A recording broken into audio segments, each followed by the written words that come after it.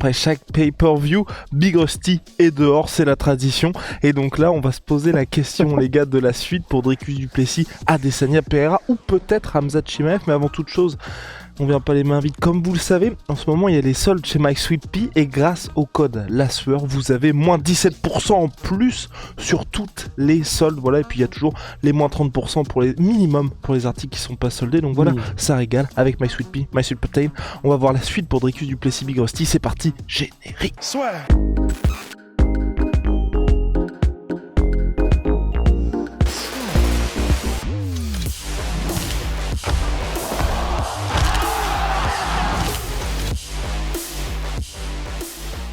Alors, Big Rusty, Dricus du Plessis, quelle suite pour lui? Bah maintenant, comme il est champion, et il se passe la même chose pour Sean Strickland quand il est devenu champion, dès que vous avez la ceinture, tout le monde veut vous affronter. Et donc, il y a Pereira qui a fait acte de candidature pour un dernier rodéo, peut-être chez les poids moyens, devient Chem, pourquoi pas. Adesanya, l'histoire entre les deux est toujours présente, et puis Khamzat, de toute façon, Khamzat, il est chaud pour affronter tout le monde. Toi, aujourd'hui, la question Big Rusty, parce que je le répète à chaque fois, hein, les gens ils prennent pas ça au sérieux, mais t'es quand même un des matchmakers les plus influents de l'UFC. Tu préfères qui? Bah moi, le truc c'est que donc Adesanya, on sait maintenant, alors on sait pas quelle est sa blessure, mais il a dit qu'il était en réhabilitation maintenant, qu'il recommençait à se remettre de sa blessure avant même de pouvoir reprendre un camp d'entraînement normal. Donc, quelle que soit cette blessure, il a dit que c'était à la fin du mois prochain qu'il serait probablement en pleine possession de ses moyens. Ça voudrait donc dire à la fin du mois de février, ça voudrait donc dire que vu que l'UFC 300 c'est le 13 avril, ça voudrait donc dire 1 mois et demi seulement pour préparer le combat contre Dricus. C'est possible.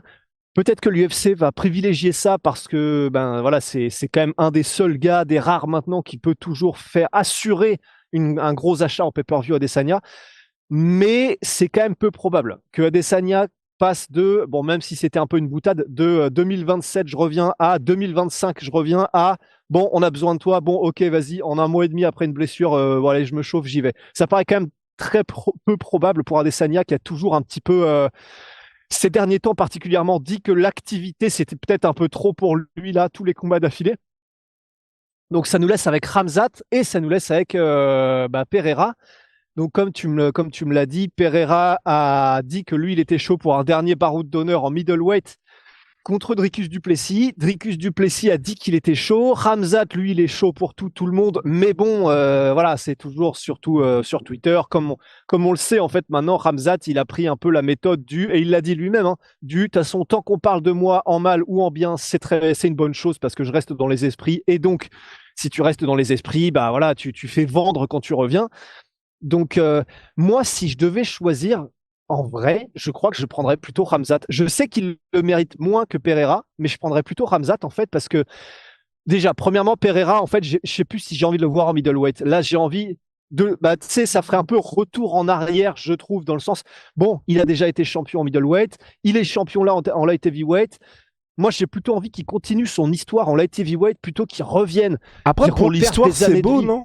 Pour l'histoire, tu vois, juste un dernier, devenir champ, et il peut avoir ces deux ceintures-là, et ensuite il repart en light heavyweight. Ouais, certes, c'est pas mal. Mais en plus de ça, c'est galère parce que même pour l'UFC, je suis pas sûr qu'ils acceptent parce qu'on sait que l'UFC, ils aiment pas trop quand t'as des bails en mode je viens pour un combat pour le titre, mais on sait déjà que je vais pas défendre la ceinture, que je repars direct. C'est une des raisons pour laquelle aussi ils avaient vraiment fait les frileux pour Georges Saint-Pierre quand il voulait faire le double titre middleweight, c'est que Georges Saint-Pierre avait dit très clairement si je prends le titre middleweight, je me barre après. Et on peut comprendre l'UFC, c'est vrai que c'est un peu chiant parce que tu as quand même envie d'avoir un titre qui est pérenne, d'avoir quelqu'un qui défend sa ceinture, que tu peux vendre facilement en tant que champion régnant, etc. Donc c'est pour ça que Pereira, le combat serait stylé, hein. Le combat serait stylé et franchement c'est très très chaud pour Dricus. Enfin franchement Pereira aurait toutes ses chances. Mais c'est pour ça que moi, je préférerais presque un Khamzat où tu te dis, il y a même possibilité que ce soit le début d'une ère Khamzat en middleweight. Ça va faire parler, c'est sûr. Oui, il le mérite pas trop, même si, bon, là, il est numéro 9. Il vient quand même de battre, même si c'était pas un middleweight, et qu'en plus, c'était en délai court. Il a quand même battu Kamaru Usman, qui était, il y a pas si longtemps, considéré que le meilleur pound for pound. Bon, il le mérite pas, mais on sait quand même qu'il est très chaud, Khamzat. Franchement, on commencerait à avoir le début d'une trilogie du banger, quoi, quand même, je trouve. Alright, Big Rusty. C'est vrai que c'est des arguments qui se valent et qui sont entièrement, qu'on peut parfaitement entendre, Big Rusty. Et ce qui est bien aussi, je trouve, avec les options Ramzat et Alex Pereira, c'est qu'on a à chaque fois des combats qui, sur le papier en tout cas, je pense, moi, peuvent être spectaculaires et ultra disputés. Et tu vois, c'est vrai que avec ce que Dricus a montré là contre Sean Strickland et qu'il aille vraiment chercher parce que le striking ne marchait pas avec sa lutte, je me dis que Ramzat, on l'a vu, ça s'est encore plus confirmé, j'ai trouvé, contre Kamaru Usman chez les middleweight. T'as un premier round où il faut survivre parce que personne ne résiste. Enfin, je veux dire, c'est limite le combattant le plus fort du monde, même de tous les temps, le Ramzat Chimaev du premier round. Je pense que Dricus du Plessis il peut résister à ça. Et à la différence de Kamaru Usman en plus, là t'as un vrai middleweight. Et quand je dis un vrai middleweight, c'est même un gars qui est imposant pour les middleweight. Et donc c'est pour ça que moi j'ai envie de voir ça. Et contre Pereira aussi j'ai envie de voir ça parce que on sait que Pereira c'est un challenge pour tout le monde. Mais c'est vrai que contre Ramzat, ça posera on va dire une question supplémentaire, tu vois. Ouais, et puis depuis le temps qu'on attend Ramzat sur un titre, bah voilà, ça y est, on y serait enfin. Enfin, ça fait depuis 2020 qu'on est en mode putain, il est tellement fort qu'on pourrait presque là, même s'il vient de faire que 1 ou 2 combats à l'UFC, on a l'impression qu'on pourrait le mettre pour un titre dès maintenant. Enfin, on démarrerait l'arc Ramzat et le titre UFC, quoi. Donc c'est vrai que pour ça aussi, et puis en plus de ça, même si Dricus résiste au premier round, on sait que Ramzat, même si il a eu clairement des petits problèmes de cardio contre Kamaru Usman, c'est un mec qui va pas lâcher. C'est-à-dire que oui, d'accord, il y a eu le truc du cardio, on va voir, mais par contre, ça ferait des bagarres, mais des bagarres, parce que l'un et l'autre sont des vrais guerriers. Donc en fait, contre Pereira, ce serait trop stylé aussi, hein, attention. Moi, c'est vraiment plus une histoire de, comme ça, il prendrait le titre et le relâcherait, et puis je pense qu'il se remette en danger pour le poids, etc. Ce serait stylé aussi. Mais pour Hamza, tu sais que tu vas avoir un vrai combat qui va exciter les fans et qui, pour l'UFC, sera spectaculaire même pour les gens qui connaissent peut-être pas trop l'un ou l'autre. Enfin, t'es vraiment sûr qu'il va y avoir des feux d'artifice. Et je pense que ça peut être un truc que privilégie l'UFC aussi, tu vois.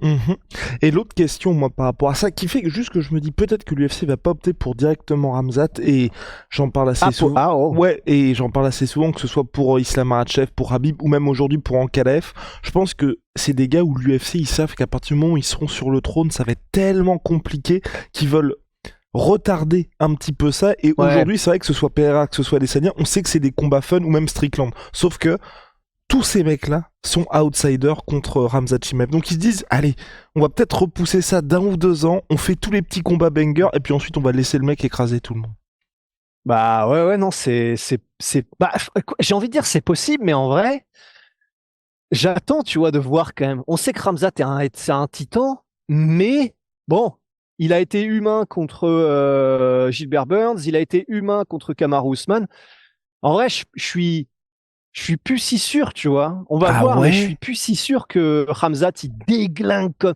Ah, quoi mais que Pereira, moi, en fait, le match-up est pas bon. C'est quand ça, même, c'est ce que je me dis en fait à chaque fois. Ces mecs-là, tu vois, quand tu vois, et là, c'est pas du tout la mathématique du MMA comme nous a fait notre cher Big Ben en mode. Donc si Strickland perd contre Duplessis, on a forcément Adesanya qui va battre. Non, moi c'est plus, tu vois, quand on voit Pereira se fait mettre au sol par Jiri, Strickland se fait amener au sol par Dricus Duplessis. Enfin, en fait, quand tu mets tout ça, tu te dis à chaque fois les gars, ils ont été une fois au sol. Adesanya s'est fait, Pereira s'est fait amener au sol par Adesanya. À chaque fois, les mecs ont été au sol une fois. On sait que ils n'ont besoin que d'une fois, les Ramzat, les Islam Makhachev, les Khabib. Et les gars, ça leur permet de gagner des combats, mais eux, ils terminent directement. Et donc, c'est là où moi, je me dis, en fait, c'est pas possible. On l'a trop vécu. Vous, si vous suivez le MMA depuis un petit moment, vous l'avez trop vécu pour voir les combats Khabib contre Dustin Poirier, Conor contre Khabib. À chaque fois, vous dire, non, mais c'est pour ça. Ah non, en fait, ça le fait pas. Ils n'ont besoin que d'une seule fois. Et je pense que l'UFC le sait très bien. Ils se disent, bon, est-ce que ça vaut... Et surtout que t'as vraiment ce côté... Enfin, je sais pas ce que t'en penses, toi, mais à chaque fois que moi, en tout cas, j'ai vécu ça, que ce soit pour Poirier, que ce soit pour Gaethje, que ce soit pour Conor, quand le mec, une fois, s'est fait vraiment prendre son âme de cette manière-là, à tout jamais, j'ai envie de dire, chaque fois que Gaethje va revenir, qu'il affronte un lutteur, je me dis, ouais, non, c'est trop chaud, en fait. Ouais, c'est vrai, c'est vrai.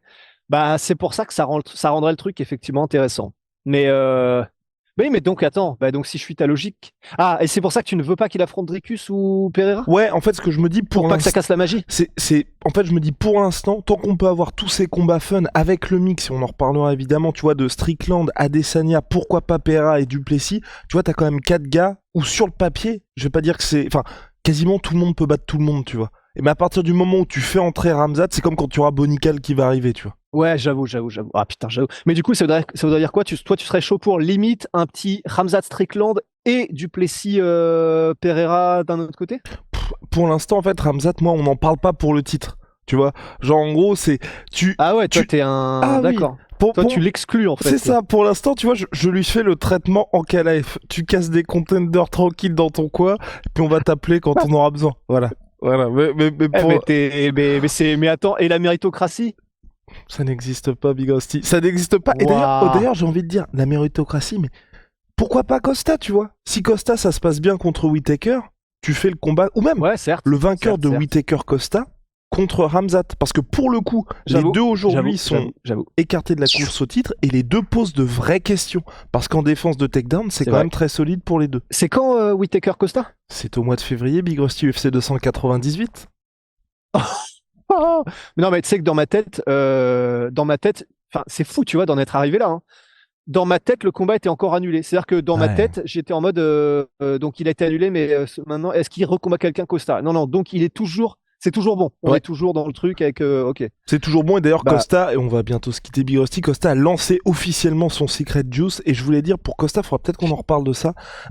À mon avis, moi ça fait partie d'une stratégie de sa part, tu vois, de faire toujours planer le doute sur est-ce que le combat va avoir lieu ou non. Parce que je pense qu'en termes d'investissement du côté de Whittaker ou de ses adversaires, te dire à chaque fois, tu fais un camp d'entraînement de 5 semaines où enfin, tu vis l'enfer, ouais, quand tu te dis peut-être que le gars va pas venir, en vrai, je ouais. pense que inconsciemment, tu vas forcément un petit peu moins fort que quand t'es sûr, tu vois. Certes, et ce serait une technique d'immonde enculé quand même, mais ce serait vraiment, alors là, en termes de guerre psychologique, ça se tiendrait, hein. Enfin, c'est quand même, ce serait la technique la plus risquée du monde quand même, parce que tu te mets tout le monde, dont l'organisation à dos quand même, donc les fans, l'organisation et tes potentiels adversaires, mais tout ça pour un gain qui est peut-être ou pas, mais il serait capable, hein. Il serait capable, ce fou de toute façon, donc. Mais ouais, non, ce serait vraiment une sale technique quand même.